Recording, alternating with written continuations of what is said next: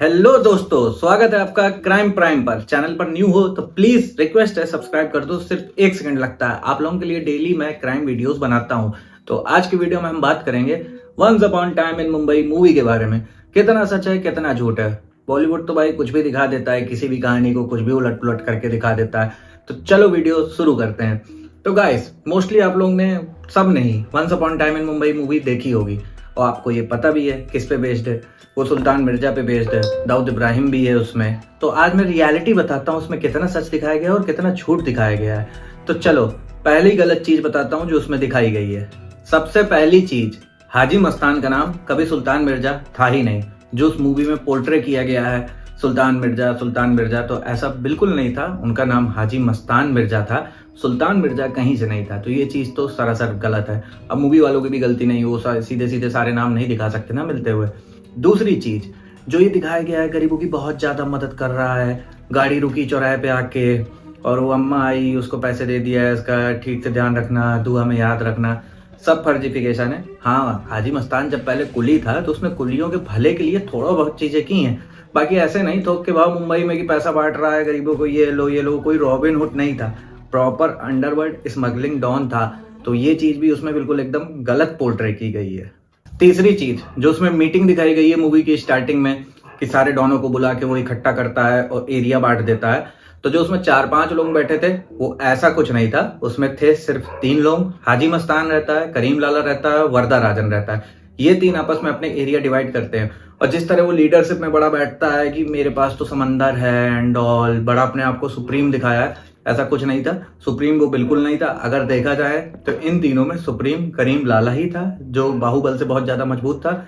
हाजी मस्तान एक बहुत ही शांत नेचर का डॉन था। तो ये भी चीज एकदम गलत है।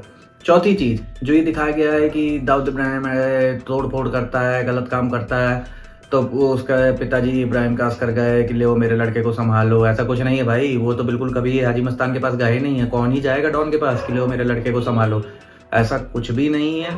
तो ये भी एकदम चीज गलत है। दाऊद भाई करीम लाला के लड़कों को मारा था, इससे नजर में, वो करीम लाला की नजर में आया था, वहां उसे बुलवाया गया था, फिर हाजी ने उसे काम पे रखा था।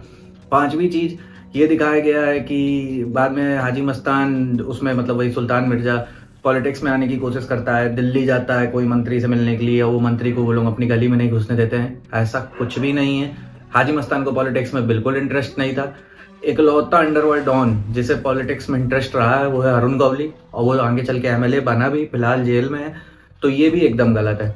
छठवीं चीज आपको दिखाएं तो ये कि दिल्ली जा रहा हूं मैं, तो दाऊद को पूरा सल्तनत दे जाता है, तू संभाल के रखना, फिर दाऊद सब खराब कर देता है, फिर उसे वापस लौटना पड़ता है। ये भी एकदम फर्जिफिकेशन है। भाई दाऊद बहुत बच्चा था उसके सामने जब तक हाजी मस्तान था उस जमाने में। बाद में हाँ जरूर दाऊद का कद हाजी मस्तान से ऊंचा हो गया था, लेकिन तब तक तो ऐसा कुछ नहीं कि उसको सल्तनत सौंप के चला जाता है वो अपनी। आठवीं चीज, उसमें दिखाया गया है कि दाऊद हाजी मस्तान के कपड़े स्टाइल कॉपी करना चाहता था, सफेद कपड़े पहनने लगा था, क्योंकि हाजी तो सच में ऐसे ही कपड़े पहनता था, एकदम सूट बूट। ऐसा बिल्कुल भी नहीं था। दाऊद को कोई शौक नहीं था हाजी की स्टाइल कॉपी करने का। और 9वीं और सबसे लास्ट चीज, कि दाऊद ने हाजी मस्तान को गोली मारी। भाई ऐसा बिल्कुल भी नहीं है।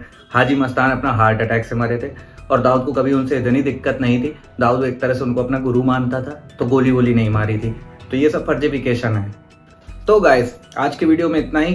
प्लीज गाइस, आप लोग छोटे यूट्यूबर को भी सपोर्ट किया करिए भाई, मेहनत लगती है वीडियो बनाने में, रिसर्च करने में। प्लीज रिक्वेस्ट है, सब्सक्राइब करके वीडियो को लाइक कर दो।